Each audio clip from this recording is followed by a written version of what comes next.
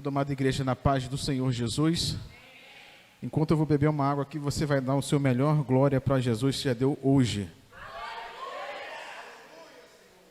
Glória a Deus. Esta música, ela fala muito ao coração de todo aquele que é sensível à voz de Deus.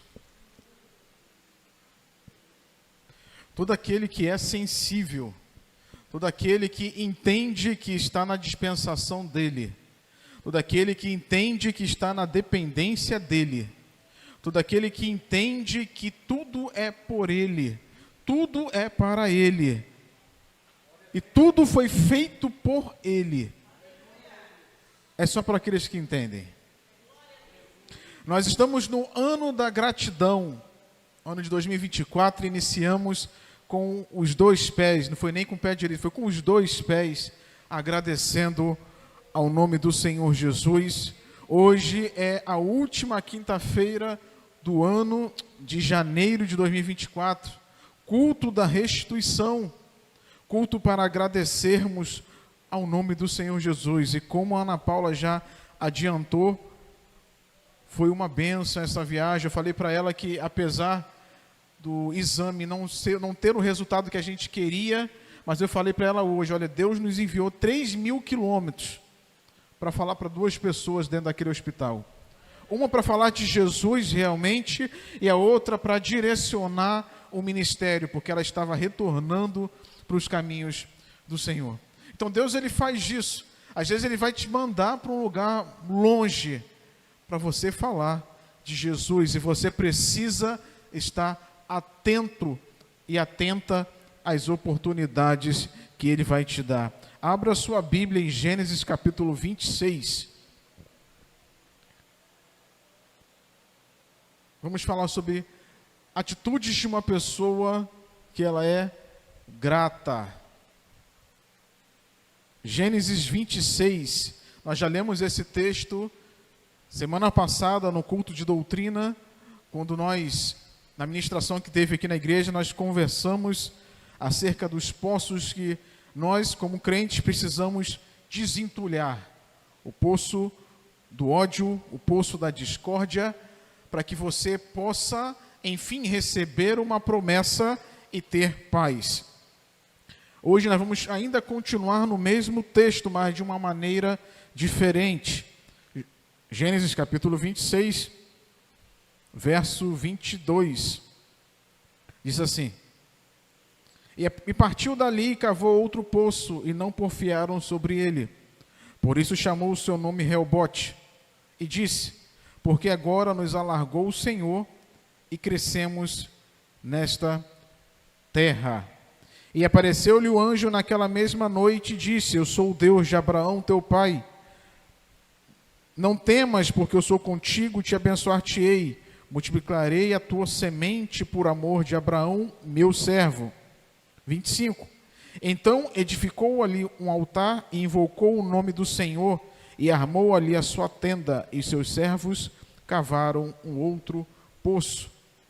Para aqueles que não estavam na terça-feira passada, esse texto aqui ele é bastante interessante, porque Isaac, ele está na terra que seu pai estava peregrinando, ele se torna maior que aquele povo que está lá, e Abimeleque, que é o líder, ele expulsa ele: olha, você não pode ficar aqui, você é maior do que a gente, você está mais poderoso que a gente, então vai um pouquinho mais para frente.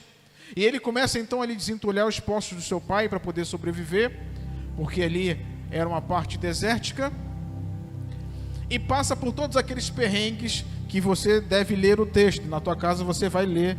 Se você está lendo a leitura bíblica, você já passou por esse texto. Você que não está fazendo, leia Gênesis capítulo 26 para você entender o contexto da história. Mas chega nesse poço, nessa região que ele, enfim, consegue ter paz. Ele cava este poço, e por isso ele coloca o nome do poço de Reobote, porque ele diz assim: certamente o Senhor nos alargará e cresceremos.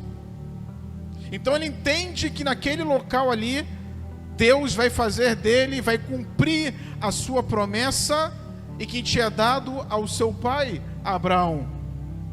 Deus, quando chama Abraão, fala: olha, eu vou te fazer pai de nações, de maneira que você não vai conseguir contar as estrelas do céu. E Isaac lembra desta promessa logo a seguir, porque o anjo, ele relembra ele. Muitas das vezes nós esquecemos das promessas que nos são feitas. Aqueles que estão fazendo a leitura bíblica viram essa semana que José, nós lemos sobre José se esqueceu de toda a promessa, a partir do momento em que ele chega no Egito e tem aqui todo aquele trâmite lá. E ele só vai se lembrar de tudo que Deus tinha mostrado para ele quando os irmãos se dobram diante dele. Isaac, aconteceu isso, e ele começa a lembrar dessa promessa. Ele tinha achado água, o bem mais precioso daquela região. Ele poderia, enfim, cuidar dos seus animais, cuidar de toda a sua população, cuidar da sua família. E por este poço cavado, pela nova situação que agora ele estava vivendo, a guerra tinha acabado, ele começa a agradecer a Deus. E a primeira atitude de uma pessoa que ela é grata, que ela tem um coração grato a Deus, está lá no versículo 25, diz assim: então edificou um altar. A primeira coisa que o crente, quando ele é grato, a primeira coisa que ele vai fazer é agradecer diante do altar, é construir um altar, é restaurar o seu altar. E ele diz: edificou ali um altar. O altar para aquele povo era para duas coisas. Primeiramente, para efetuar os seus sacrifícios. O crente grato, ele entende que o maior sacrifício já foi feito. Jesus morreu por mim e por você. Este sacrifício a gente não consegue igualar, mas Deus te chama hoje a realizar o sacrifício vivo de louvor e adoração. E Deus não quer de você que você traga aqui um animal para ser imolado. Isso daí já acabou, ficou lá na lei. Agora é você que vem aqui, se dobra, se enverga diante dele, reconhece que ele supre as suas necessidades, e por isso você é grato. É por isso, é só por isso que nós somos gratos. E olha, Deus, ele é tão... Deus é o homem mais sábio, né? Ele é muito sábio. Nós não conseguimos chegar à sua sabedoria, mas ele vai te dando bênçãos, pequenas bênçãos, vai te testando para saber se você realmente é grato, para que quando chegar naquela bênção, aquela master, blaster, hiper, mega bênção, para saber se você vai ter condição de entender que ele supriu as suas necessidades, para que você possa entender que você só chegou lá porque ele proveu. Isaac, ele vinha de uma sequência de desastres, mas como eu disse semana passada, ele sempre estava olhando para o seu futuro, porque os desastres, as pendengas fazem parte da nossa vida cristã.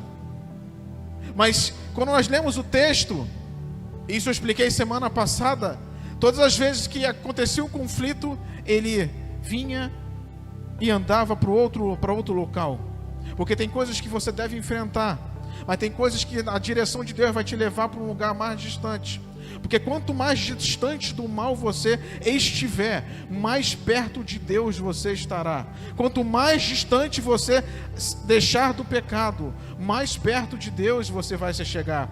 Quanto mais distante você abrir mão daquilo, dos seus defeitos, dos seus pecados, das suas injúrias, das inquietações desta vida, mais você vai entender que Deus, ele quer te levar para um lugar chamado Rehobote, porque é ali que você vai crescer, é ali que o Senhor vai alargar, não somente a sua vida financeira, mas Deus quer alargar a sua vida principalmente espiritual. Nós estamos aqui nesta terra, não é para adquirir riqueza, bênção material, isso Ele pode te dar, mas Ele quer te dar ainda mais, é alargar o seu nível espiritual, para que quando você estiver lá naquele momento pior, você vai ter o que Ele vai falar aqui: nós crescemos e nós temos paz, porque a paz de Deus, que excede todo entendimento, vai guardar o quê?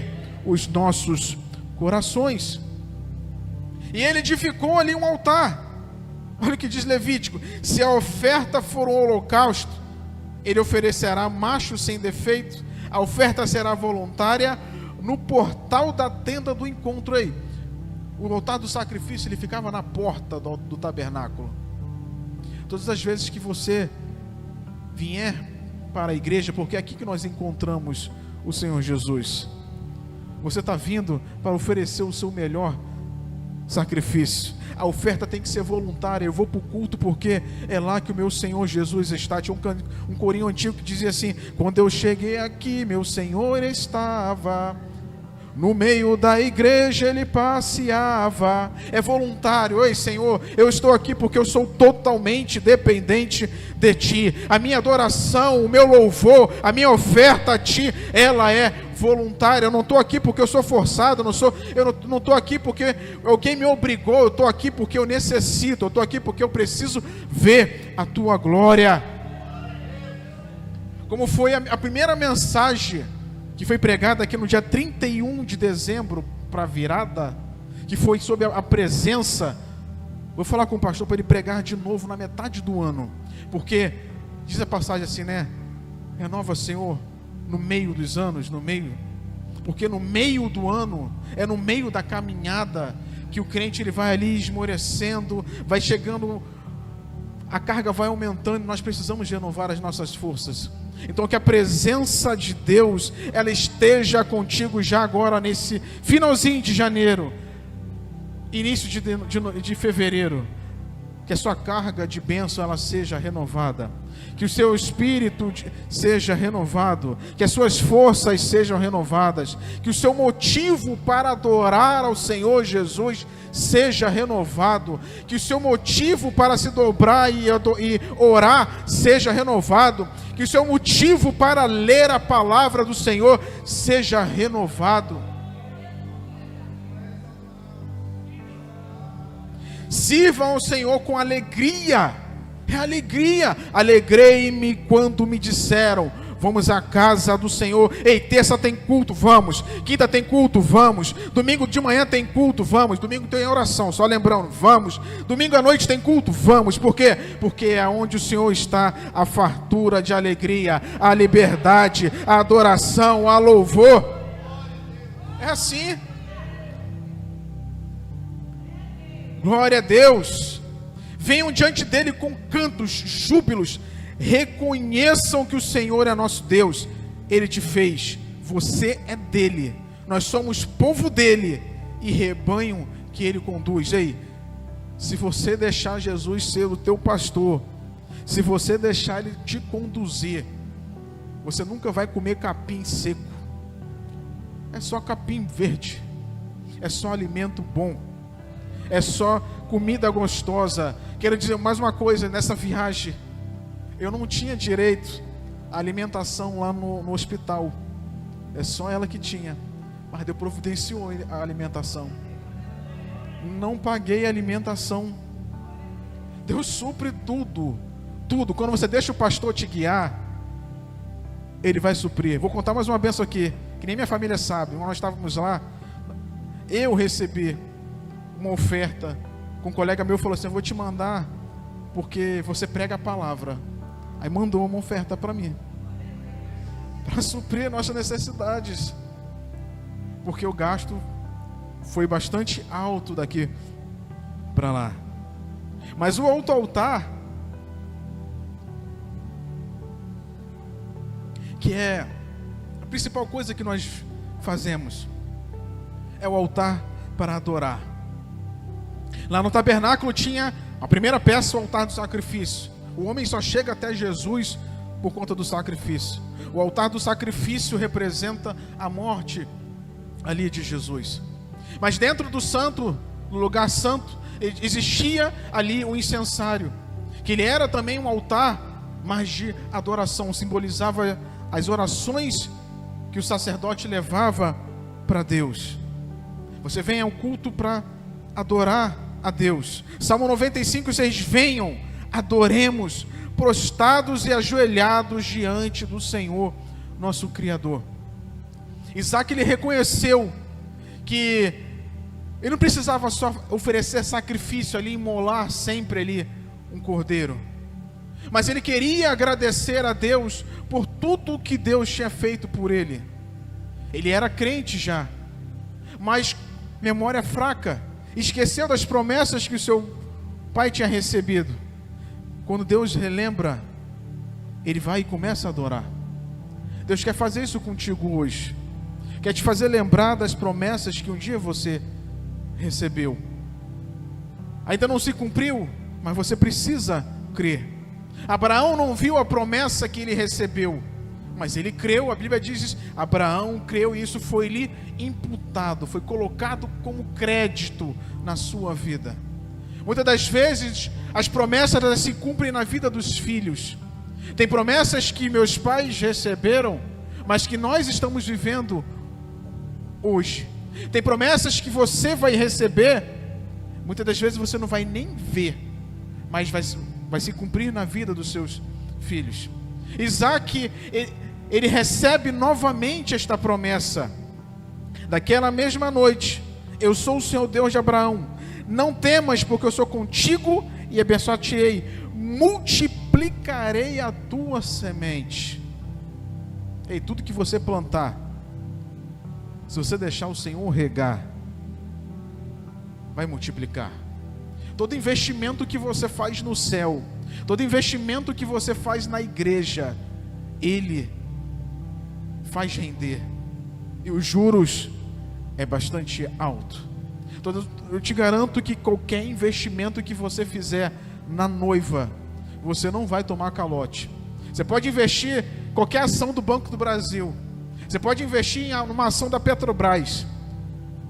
Se ela tomar um calote, a ação despenca, você perde dinheiro. Mas investe no céu, porque lá a traça não corrói. Lá o rendimento ele é perene. Quando chegar lá, o galardão vai ser grande. É grande. A palavra dele diz assim: vai ser jogado todas as obras, vai ser pegado fogo ali. O que ficar é o teu juros. Então, faça obras de ouro, prata e pedras preciosas. Eu não vou explicar isso aqui porque vai demorar demais, mas preocupe-se em fazer obras de ouro, prata e pedras preciosas. A segunda atitude que nós olhamos para a vida de Isaac como forma de agradecimento da pessoa grata era que ele cuidava da sua família. Nós temos um lema aqui na igreja. Quais são os princípios da Assembleia de Deus do Ministério Logos? 1, 2, 3.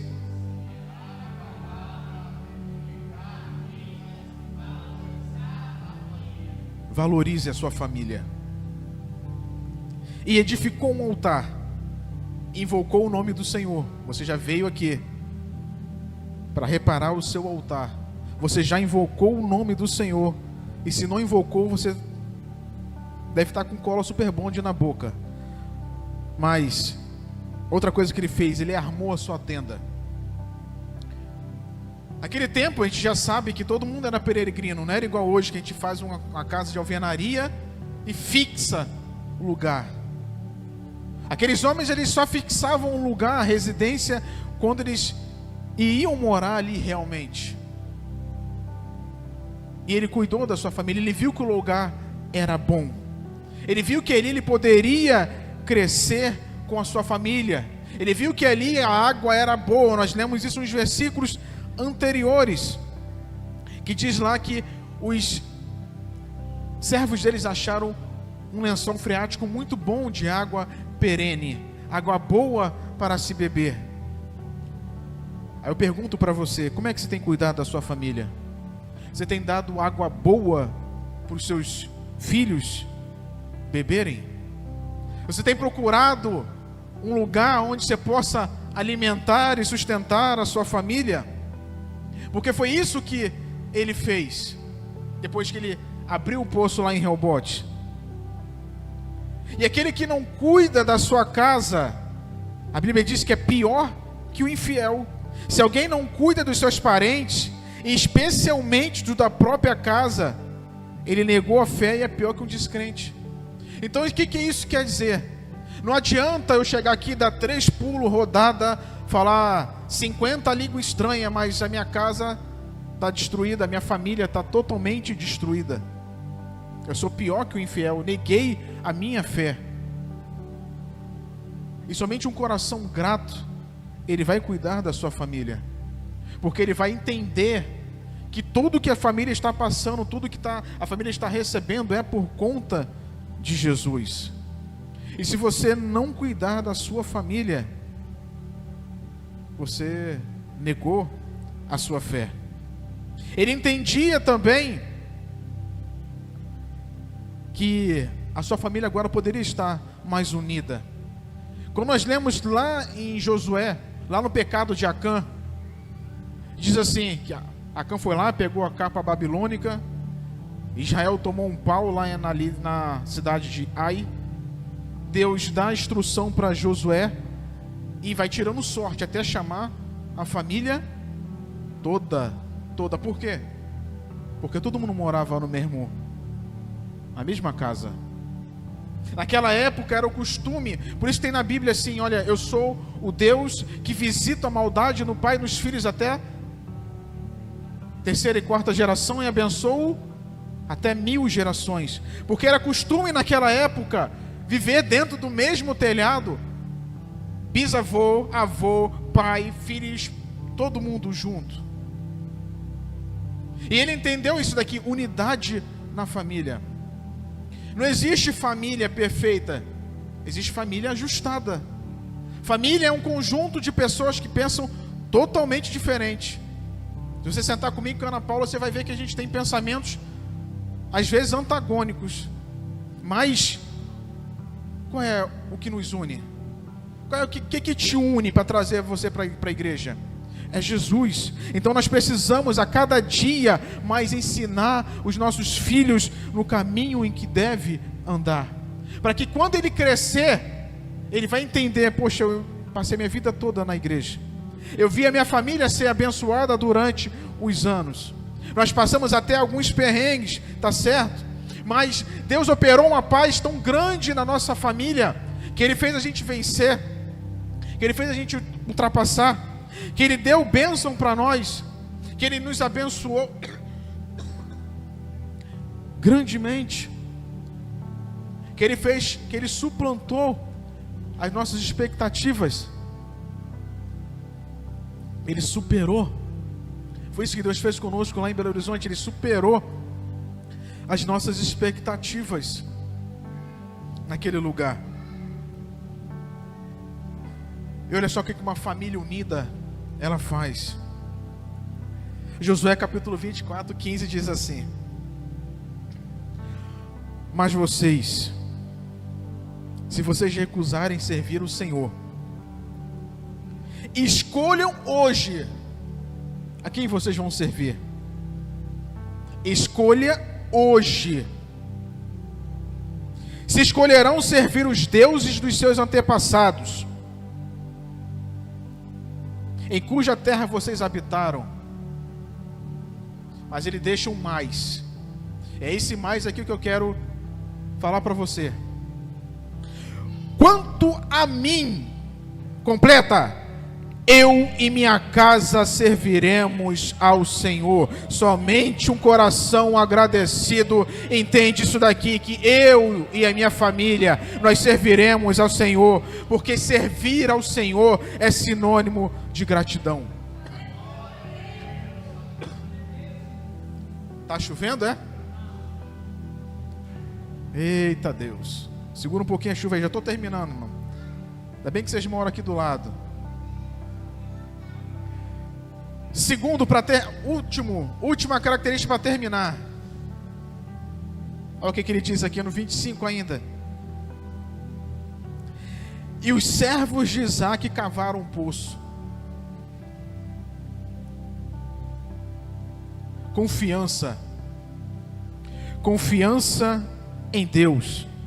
Isaque tinha entendido e obtido sucesso através da sua confiança. Existem bênçãos que você só vai acessar quando você tiver maturidade para acessar aquela bênção. Talvez hoje a sua maturidade seja a do Josué espiritualmente.